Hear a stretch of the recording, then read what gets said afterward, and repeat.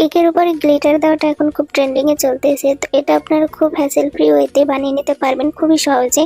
আর glitter তৈরির এই ঝামেলাটা আপনাদের পোহাতে হবে না। তো আপনারা কিছু গুঁড়ো দুধের ভিতরে আপনারা পাউডার যে কালারটা আছে সেটা মিক্সিং করে এর সাথে অল্প একটু গোল্ডেন ডাস্ট কালার মিক্সিং করে নিয়ে তারপর কেকের উপরে আপনারা স্প্রে করে দিবেন, কিংবা একটা স্ট্রেনার দিয়ে চেলে দিলেই কিন্তু খুব সুন্দরভাবে কিন্তু কেকের উপরে আপনারা গ্লিটারটা দিতে পারবেন। আর এই সহজ প্রসেসে কিন্তু আপনারা সবাই বানিয়ে নিতে পারবেন এবং কেকটা অনেক সুন্দর দেখাবে।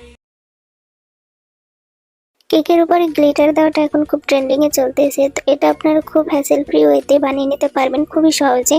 আর গ্লিটার তৈরির এই ঝামেলাটা আপনাদের পোহাতে হবে না। তো আপনারা কিছু গুঁড়ো দুধের ভিতরে আপনারা পাউডার যে কালারটা আছে সেটা মিক্সিং করে এর সাথে অল্প একটু গোল্ডেন ডাস্ট কালার মিক্সিং করে নিয়ে তারপর কেকের উপরে আপনারা স্প্রে করে দিবেন, কিংবা একটা স্ট্রেনার দিয়ে চেলে দিলেই কিন্তু খুব সুন্দরভাবে কিন্তু কেকের উপরে আপনারা গ্লিটারটা দিতে পারবেন। আর এই সহজ প্রসেসে কিন্তু আপনারা সবাই বানিয়ে নিতে পারবেন এবং কেকটা অনেক